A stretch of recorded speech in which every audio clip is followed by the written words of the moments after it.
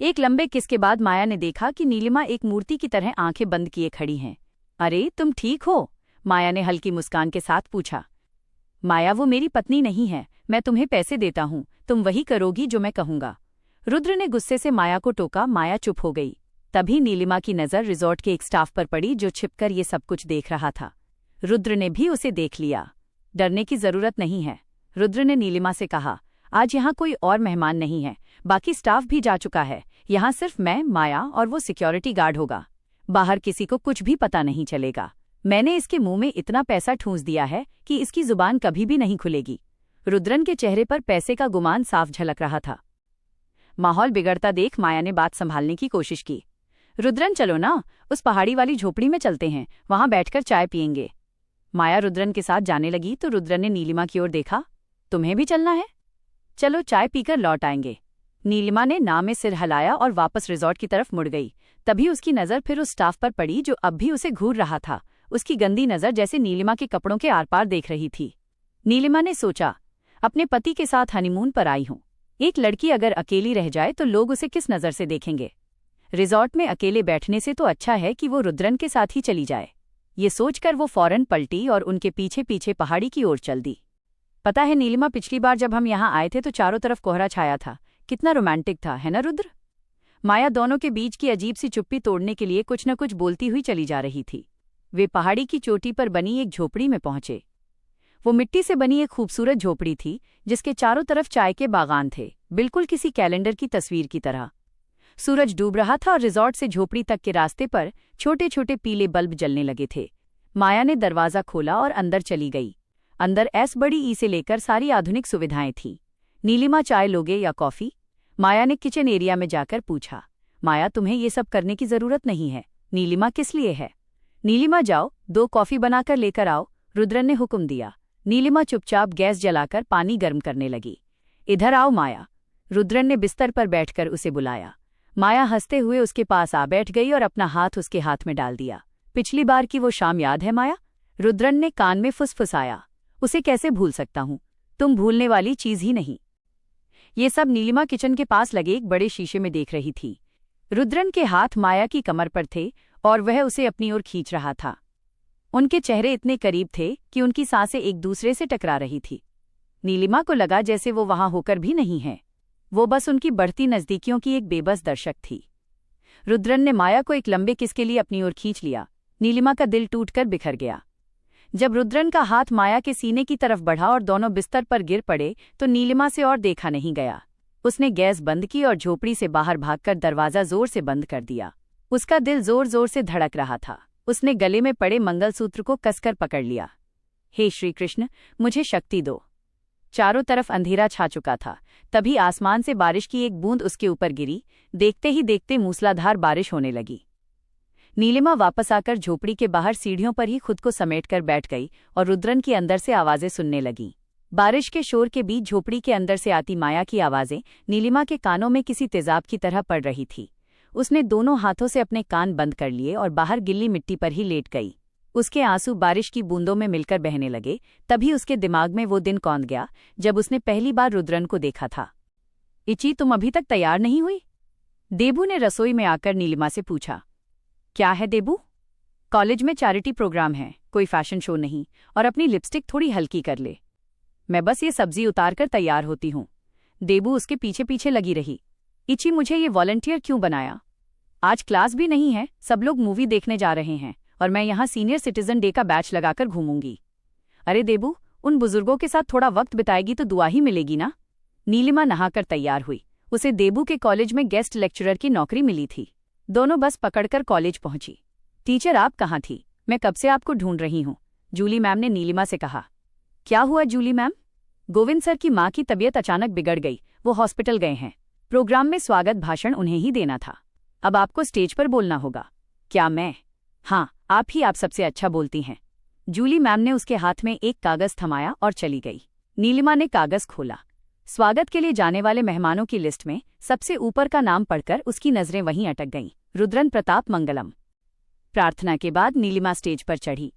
आज हमारे बीच मंगलम ग्रुप के भविष्य और हमारे कॉलेज के नए मैनेजिंग डायरेक्टर श्री रुद्रन प्रताप भी मौजूद है। मैं उनका इस मंच पर स्वागत करती हूँ। बोलने के बाद नीलिमा ने सामने देखा कि भीड़ के बीच से सिक्योरिटी गार्ड्स के साथ एक शख्स स्टेज की तरफ आ रहा था। नेवी ब्लू सूट में वो बेहद आकर्षक लग रहा था। कॉलेज की सारी लड़कियां उसे एकटक देख रही थीं। वो स्टेज पर नीलिमा के पास पहुंचा। हाय सर, वेलकम, मैं नीलिमा चंद्रन, गेस्ट लेक्चरर। नीलिमा ने हाथ बढ़ाकर स्वागत किया।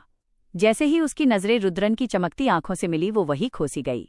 उन्हीं चमकती आंखों का ख्याल उसे तकलीफ दे रहा था जब वो झोपड़ी के बाहर गिल्ली मिट्टी पर ठंड से कांपती हुई बेहोश हो गई।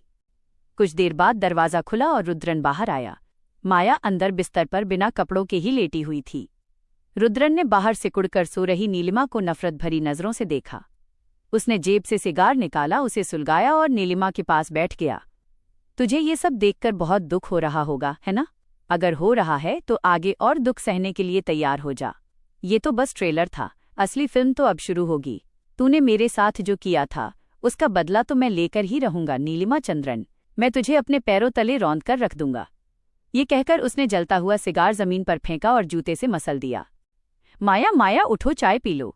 नीलिमा ने सो रही माया को जगाते हुए चाय का कप बढ़ाया। माया नींद में थी, उसने बस एक चादर से खुद को ढक रखा था। गुड मॉर्निंग नीली, मैं कुछ ज्यादा ही सो गई, बहुत थकान थी मुझे, माया ने चाय लेते हुए कहा। जैसे ही नीलिमा जाने के लिए मुड़ी, माया ने उसका हाथ पकड़कर बिस्तर पर बिठा लिया। यहीं बैठो ना। रुद्रन कहाँ है? जब मैं उठी हूं तब से मैं उसे नहीं देखा। शायद रिजॉर्ट में कहीं होंगे। रुद्रन के ना होने की बात सुनकर माया थोड़ी सहज हो गई और अपना सिर नीलिमा के कंधे पर टिका दिया।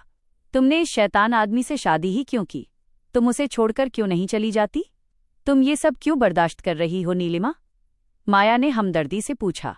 माया, तुम ये सब क्यों करती हो? पैसों के लिए, है ना? तुम पैसों के लिए अपना शरीर बेचती हो और मैंने अपने परिवार के लिए अपनी आत्मा गिरवी रख दी है। देखा जाए तो हम दोनों एक ही जैसे हैं। नीलिमा की आंखों में भी माया के लिए हमदर्दी थी। नीलिमा, मुझे माफ कर दो, मैं ये सब रुद्रन के पैसों के लिए करती हूँ। मेरा इरादा तुम्हें कोई दुख पहुंचाना नहीं था। मैं जानती हूँ कल रात जो हुआ वो कोई भी पत्नी बर्दाश्त नहीं कर सकती। तुम ये सब कैसे कर रही हो? खैर छोड़ो। माया उठी और कपड़े पहनने लगी। वैसे मेरा असली नाम माया नहीं है। नीलिमा ने हैरानी से उसे देखा। चौंको मत, यह नाम मुझे रुद्रन ने दिया है। जब मैं पहली बार यहाँ आई थी तो मेरे साथ 2 और लड़कियां थीं। रुद्रन ने उन्हें भी माया ही कहा। जो बिना किसी रिश्ते के चुपचाप आए और चले जाए, उसे माया के अलावा और क्या कह सकते हैं ना? तो तुम्हारा असली नाम क्या है? नाम माया ही रहने दो नीली। एक ऐसी औरत जो अपने कैंसर से जूझ रहे पति के इलाज के लिए अपना शरीर बेचती है, उसका नाम जानकर तुम क्या करोगी? तुम्हारी शादी हो चुकी है। हाँ, और 1-2 साल का बेटा भी है। जब वो पैदा हुआ तभी पता चला कि मेरे पति को कैंसर है। हे भगवान, शादी की थी हमने, भागकर शादी की थी, इसलिए घर वालों ने भी हमारा साथ छोड़ दिया। ऊपर से मेरा बेटा ऑटिस्टिक है। मैं अकेली पड़ गई। इलाज के लिए बहुतों के आगे हाथ फैलाए, पर सबने मेरी मजबूरी का फायदा उठाना चाहा। तो मैंने सोचा, जहां से ज्यादा पैसे मिले वहीं खुद को बेचकर अपने पति और बेटे को जिंदा रख लूं। माया की आंखें भर आईं। आज जब मैं यहां से जाऊंगी तो रुद्रन मुझे एक रात के 5 लाख रुपए देगा। वो पैसे हॉस्पिटल के बिल और घर के खर्चों में खत्म हो जाएंगे। फिर मैं ऐसे ही किसी अगले फोन का इंतजार करूंगी। मेरी मजबूरी ने तुमसे तुम्हारा हक छीना, मुझे माफ कर दो। माया नीलिमा के पैरों में गिरकर रोने लगी। अरे ये क्या कर रही हो? उठो माया। नीलिमा ने उसे उठाया। फिर उसने अपने गले से रुद्रन का दिया हुआ डायमंड नेकलेस उतारा और माया के हाथ में रख दिया। अपने परिवार के लिए खुद को मिटाने का दर्द मैं समझ सकती हूँ, लेकिन तुम मेरी तरह अकेली नहीं हो। तुम्हारे पास कोई है जो तुमसे प्यार करता है। अब उन्हें और दुख मत दो। ये रख लो, एक दोस्त की तरफ से ही रख लो। मुझे इसकी कीमत नहीं पता, पर शायद इसके बाद तुम्हें खुद को बेचने की जरूरत कभी नहीं पड़ेगी। इतना कहकर नीलिमा तेजी से बाहर निकल गई। माया हैरान सी उसे देखती रह गई। उस दिन रिजॉर्ट में सिर्फ माया और नीलिमा ही थी। रुद्रन रात में भी नहीं लौटा। अगली सुबह नीलिमा घर जाने के लिए तैयार हुई, तभी रुद्रन वहां पहुंचा। पैकिंग हो गई तो चले? रुद्रन बैग उठाकर सीधा कार में जाकर बैठ गया। रिजॉर्ट के स्टाफ के चेहरों पर नीलिमा के लिए सहानुभूति थी। जब कार आगे बढ़ी तो माया खिड़की से उसे देख रही थी। ये कैसा हनीमून था? कार में बैठने के बाद नीलिमा ने पूछा। शादी के बाद हनीमून पर जाना एक रस्म होती है ना, लेकिन ये रस्म उनके लिए है जिनकी सच में शादी हुई हो। रुद्रन ने रुखेपन से कहा। दुनिया की नज़र में हम एक नॉर्मल शादीशुदा जोड़ा है और उन्हें यकीन दिलाने के लिए ऐसे कई नाटक करने पड़ेंगे। उसने कार की रफ्तार बढ़ा दी। गौरी देखो, बच्चे आ गए। राजश्री ने सबको आवाज दी। रुद्र ने एक झूठी मुस्कान दी और सीधा अपने कमरे में चला गया। भाभी, मैंने आपको कल बहुत मिस किया। आर्या दौड़कर नीलिमा के गले में लग गई। वाह, ननद भाभी का प्यार तो देखो। नीलिमा को आए हफ्ता भी नहीं हुआ और तू उसे मिस भी करने लगी। राजश्री ने आर्या को छेड़ा। माँ, अपनों से रिश्ते बनाने के लिए एक पल ही काफी होता है ना भाभी? आर्या ने नीलिमा से लिपटते हुए पूछा। बिल्कुल, मुझे भी भाभी से बहुत अपना महसूस होता है। मैंने भी आपको बहुत मिस किया। विक्रम नीलिमा के पास आया और अपना सिर उसके कंधे पर टिका दिया। उसने जानबूझकर नीलिमा की पीठ सहलाई। नीलिमा के अंदर नफरत की एक लहर दौड़ गई। भाभी बताओ ना, हनीमून कैसा रहा? सेक्सी था? विक्रम ने शरारती मुस्कान के साथ पूछा। नीलिमा ने एक झटके में खुद को उससे अलग किया। लगता है देवर जी को तमीज सिखानी ही पड़ेगी कि अपनी भाभी के साथ कैसे बात करते हैं। जब रिश्ता बना ही लिया है तो अब तुम्हें सुधारने का काम भी यही भाभी करेगी। नीलिमा ने विक्रम का कान पकड़ा और जोर से मरोड़ दिया। आर्या बता रही थी कि तुम बहुत शरारती हो। अब अपनी भाभी के साथ मस्ती करने की सोचना भी मत। शाबाश नीलिमा, इसे तो आज तक गौरी भी नहीं सुधार पाई। सुन लिया विक्रम, अब भाभी ही तुझे संभालेगी। राजश्री ने हंसते हुए कहा। ये सब छोड़ो नीलिमा, जाकर फ्रेश हो जाओ, तुम्हारा ट्रेनर आता ही होगा। गौरी ने गंभीरता से कहा। ट्रेनर किस लिए? किस लिए मतलब? कल शाम डिनर पार्टी है ना, वहां आने वाले मेहमानों के सामने कैसे उठना बैठना है, कैसे बात करनी है, ये सब तुम्हें सीखना होगा उसकी ट्रेनिंग के लिए। माँ जी, लेकिन मैं जैसी हूँ लोग मुझे वैसे ही अपनाए तो ज्यादा अच्छा है। मैं पढ़ी लिखी हूँ और मुझे पता है कि पार्टी में कैसे बर्ताव करना चाहिए। नीलिमा ने दबी लेकिन साफ आवाज में कहा। अच्छा, तुम्हें पता है? राजश्री, इसके खड़े होने में 3 गलतियां बताओ। गौरी ने राजश्री को आदेश दिया। गौरी, वो बोलो। गौरी की आवाज और सख्त हो गई। कंधे झुके हुए हैं, चलते वक्त नीचे देखती है और हाथ हमेशा सिकोड़ कर रखती है। बस देखा, मैं चाहूं तो ऐसी 30 गलतियां निकाल सकती हूं। मंगलम परिवार की बहू को हर चीज में परफेक्ट होना पड़ता है। ये मेरा हुक्म है। माँ जी, लेकिन मुझसे बहस मत करो। इस घर के नियम है, अगर तुम उन्हें नहीं मान सकती तो इसी वक्त इस घर से बाहर निकल जाओ। गौरी दूसरे कामों में लग गई। बाकी सब भी वहां से चले गए। इस घर में आखिरी फैसला गौरी का ही होता है। सबके जाने के बाद राजश्री नीलिमा के पास आई। बेटी, डरो मत, माँ जी का स्वभाव ही ऐसा है। जब मैं इस घर में आई थी तब मुझे भी ऐसी ही ग्रूमिंग दी गई थी। शुरू में मेरा भी यहाँ दम घुटता था, पर माधव ने मुझे बहुत प्यार से संभाला। तुम्हारे पास भी तो रुद्रन है, उसके प्यार के सहारे तुम ये सब आसानी से सीख जाओगी। नीलिमा अपनी किस्मत पर मन ही मन में रो पड़ी। रुद्रन का प्यार तो उसके लिए दूर का सपना था। वैसे माँ जी की बात में दम है। राजश्री ने आगे कहा। कल तुम्हें सबके सामने परफेक्ट दिखना ही होगा। हम सबने इस दिन के लिए बहुत दुख झेले हैं।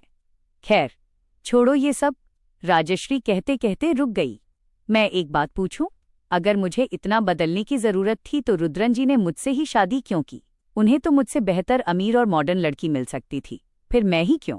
नीलिमा का सवाल सुनकर राजश्री भी हंस पड़ी। कैसी बात कर रही हो बेटी? रुद्रन तो जिद पर अटक गया था कि शादी करेगा तो सिर्फ नीलिमा चंद्रन से। तुम उसे कितनी पसंद जो थी, तुम्हारा प्यार वो आज तक नहीं भूल पाया।